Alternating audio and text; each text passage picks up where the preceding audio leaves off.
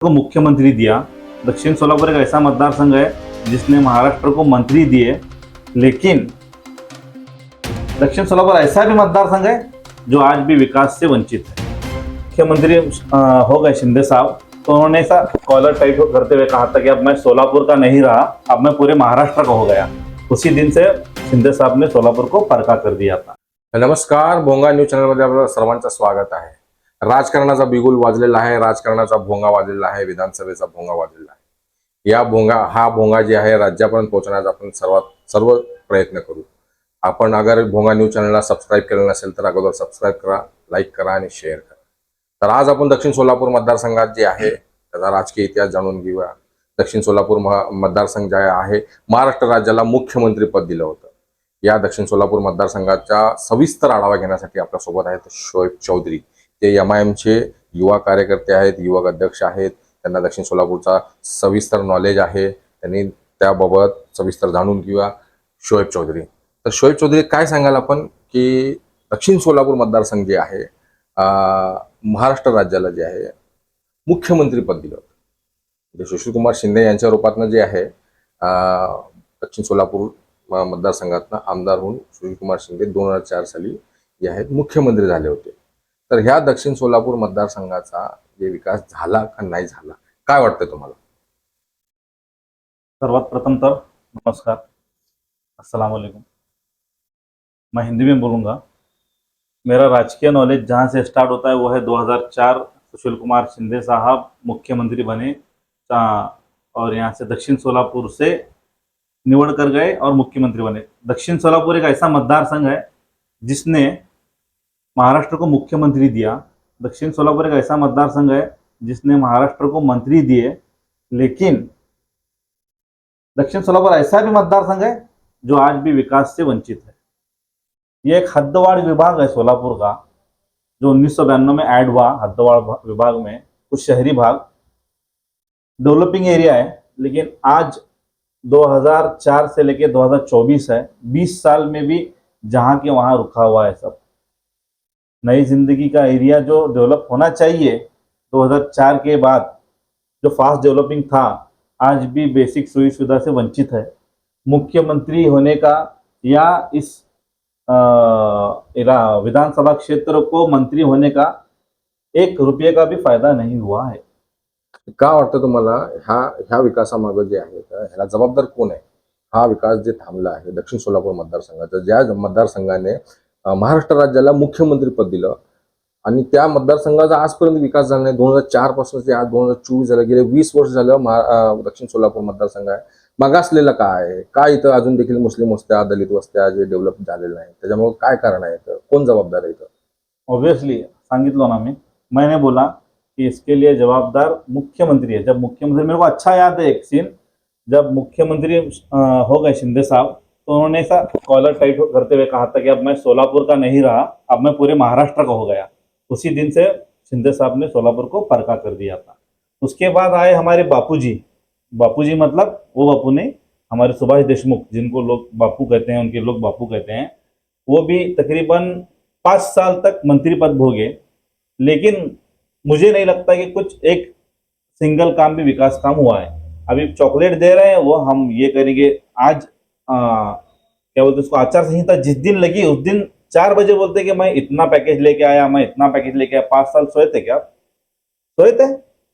आप जानबूझकर लोगों को वंचित रखते कि ये लोग पढ़े ना, ये लोग अच्छे सुविधा उठाए ना। अच्छे सुविधा उठाएंगे तो बाद में से ये लोग आपको सवाल करेंगे ना आपको कि ये किधर रहा, ये किधर रहा। तो ये लोग जानबूझकर लोगों को वंचित रखे अच्छे सुविधा से। अभी इतना क्यों, आपको पता होगा बापू ने शेतकरी के नाम पर कर्ज उठाए, बोमाबोम हुई उस नाम पर, कर्ज वापस भी दिए नहीं। तो ये सब चीजें हैं, इन्होंने इक्तदार हासिल किया, सत्ता हासिल की और सत्ता का गैर वापर करके खुद के घर भरे। नाही, आपण पाहिलं आसरा चौक ते नवी जिंदगी ह्या भागात जे आहे मोठ्या प्रमाणात लोकसंख्या राहते आणि मग त्यानंतर नीलमनगर पर्यंतचा आपण पट्टा पाहतोय। नीलमनगर, त्यानंतर त्या लक्ष्मण थिएटरच्या बॅक साईडचं जे हा पट्टा पूर्ण आज देखील ते झोपडपट्टी प्रमाणेच आहे। आणि आसरा चौकातल्या त्या साईडला गेल्यानंतर जुळे सोलापूर हा भाग येतो, हा तो अतिशय उच्चभ्रू सोसायटी म्हणून ओळखला जातोय।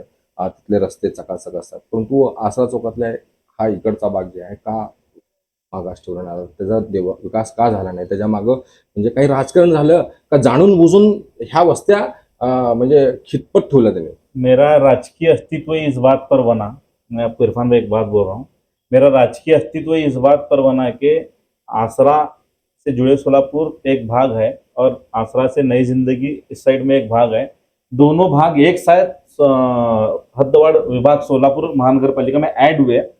लेकिन आज आप जाओ कैमरा लेके आपका, आपको रास्ते भी नहीं मिलेंगे, आपको ड्रेनेज भी नहीं मिलेगा, आपको लाइट भी नहीं मिलेगी, आपको पानी भी नहीं मिलेगा, आपको बस गंदगी मिलेगी, जगह जगह कचरा पड़ा मिलेगा।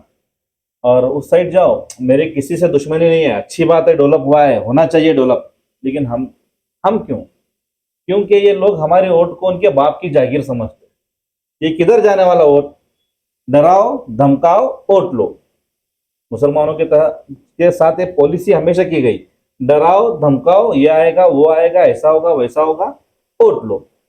लेकिन काम के नाम पर जीरो, भोपड़ा देते हैं हमको, भोपड़ा। पिछले 25 साल में 10 साल भाजपा है, उसके पहला मान्य साहब थे कांग्रेस के। इन्होंने क्या किया?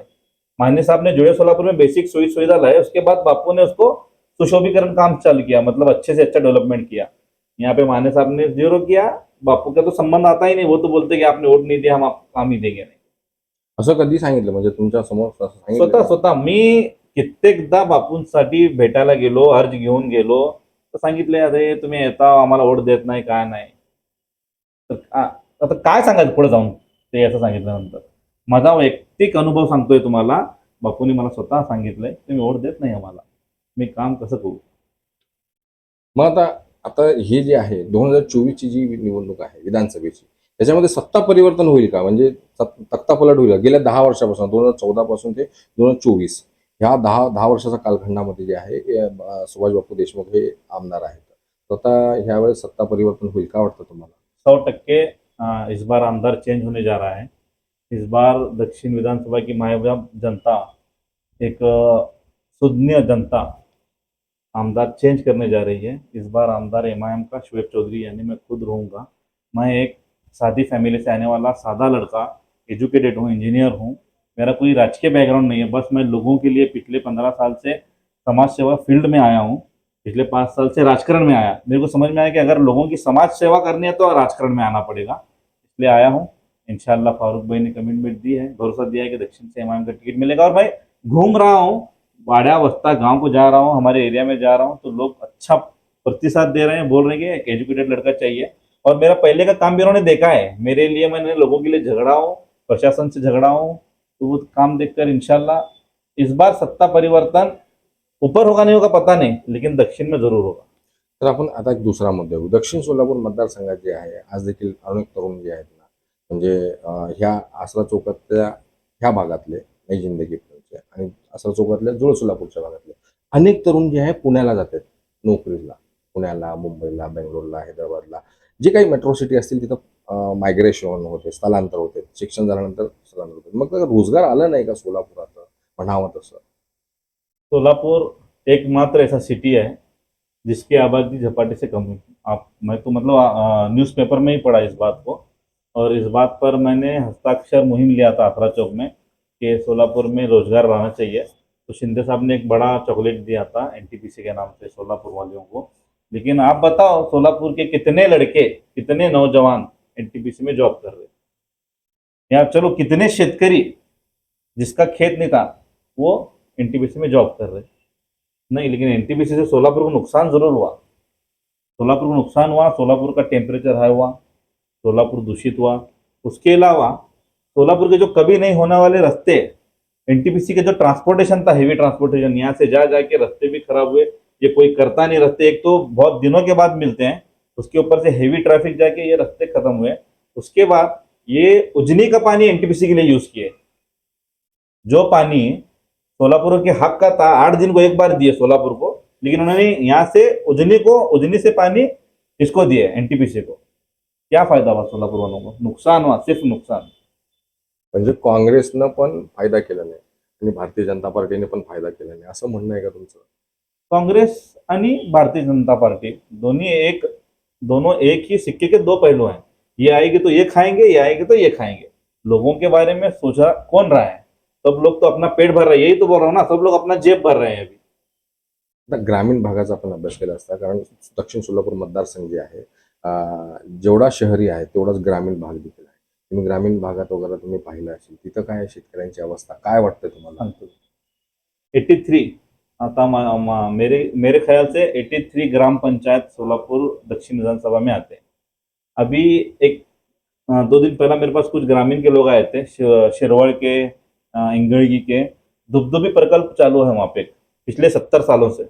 उजनी का पानी इसको कुरनूर से श्री रामपुर और वहाँ से इधर आता है कर्नूल, कुरनूल कुरनूल शहर, हाँ कुरनूल शहर गांव है वहाँ पे। तो उस गांव को पानी मिलने के लिए 70 साल लग रहे।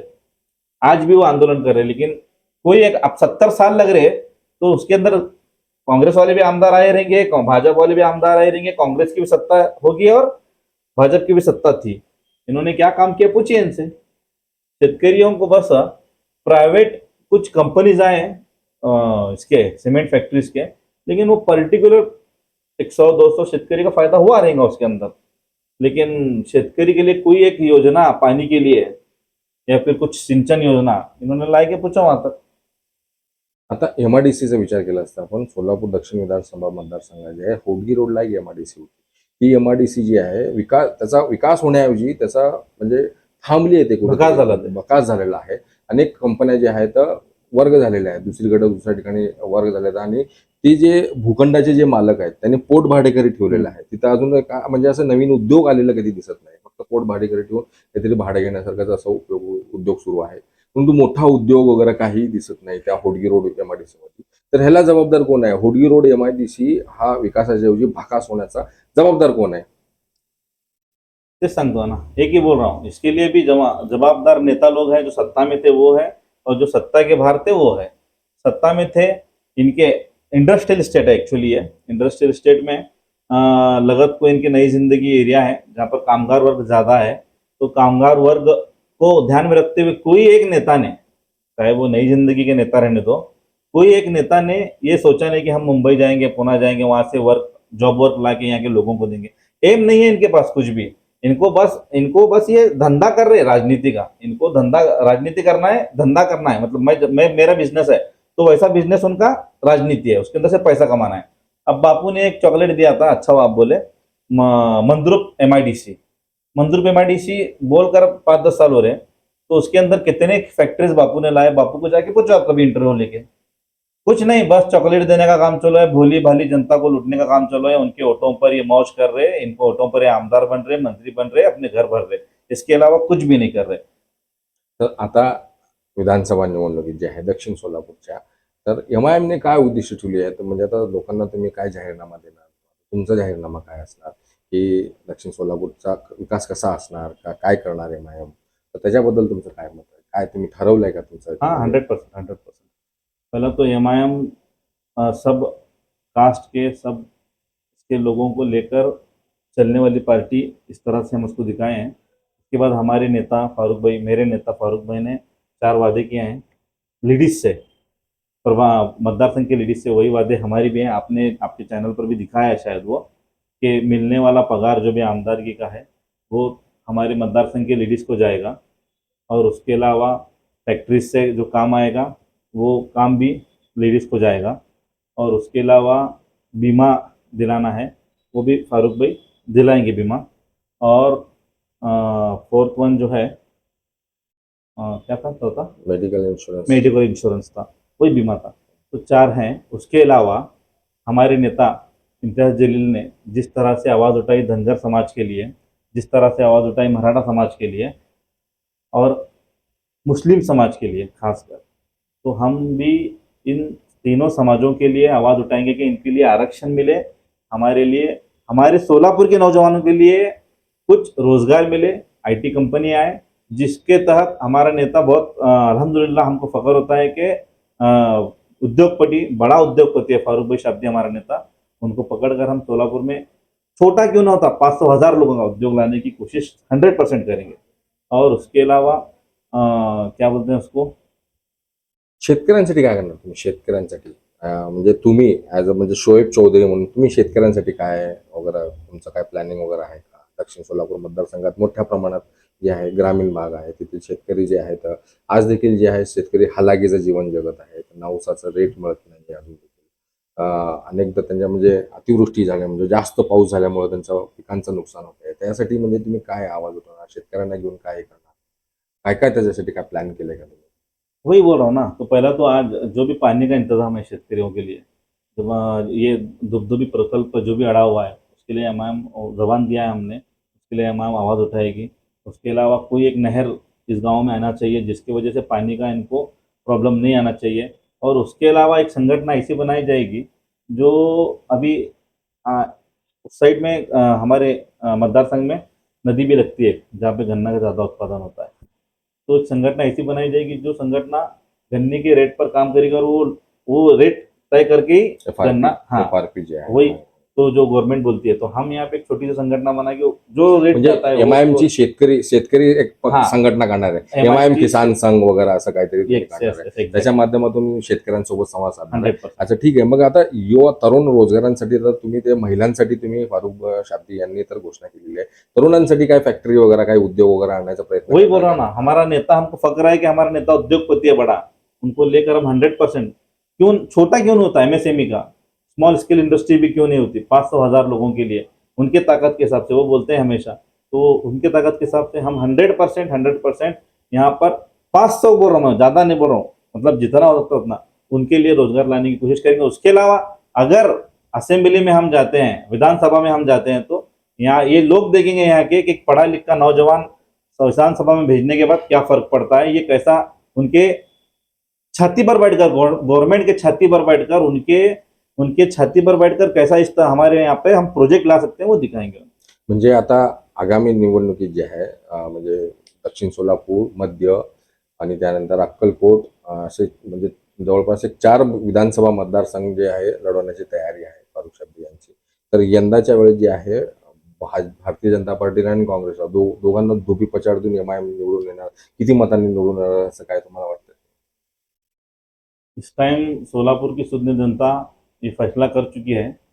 मैं 3 का बोलूँगा, मेरे को अक्कलकोट का पता नहीं है कुछ। सोलापुर मध्य, सोलापुर दक्षिण और सोलापुर उत्तर विधानसभा में एमआईएम का कैंडिडेट निवड़ कर विधानसभा जा रहा है और सब में ज़्यादा मार्जिन से हमारे सदर, मेरे बॉस फारूक भाई शाब्दी इंशाल्लाह तकरीबन 30,000 के मार्जिन से जीतने जा रहे हैं। मध्य हाँ, मध्य में कम से कम हम मध्य को तो पिछले 5 साल से काम कर रहे हैं, मैं खुद भी पिछले 5 साल से वहाँ पे काम कर रहा हूँ, तो कम से कम 30,000 मत से हम 30,000 के मार्जिन से हम सीट जीत चुके हैं मेरे हिसाब से।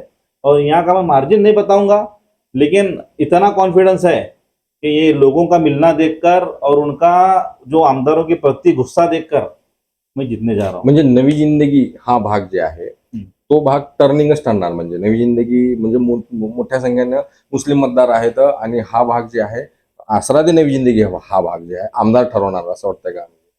नई जिंदगी हे भाग 40,000चा टप्पा आहे कमीत कमी, अजून हे किंग मेकर ठरणार और किंग मेकर ठहरने वाला इसका मतलब यह है कि मैं आमदार बनने वाला हूँ। तर आपल्यासोबत होते एमआयएमचे युवा नेते शोएब चौधरी यांनी असं स्पष्टपणे आणि दिलखुलास मुलाखत दिलेली आहे की नवी जिंदगी हा पट्टा जे आहे किंग मेकर ठरणार आहे आणि एमआयएमचा उमेदवार मोठ्या मताधिक्याने निवडून येणार आहे असं त्यांनी स्पष्टपणे जाहीर केलेलं आहे. आता अजून एकदा सांगतो, राजकारणाचा भोंगा वाजलेला आहे, विधानसभेचा भोंगा वाजलेला आहे. तर भोंगा न्यूज चॅनलला सबस्क्राईब करा आणि लाईक करा आणि शेअर करा.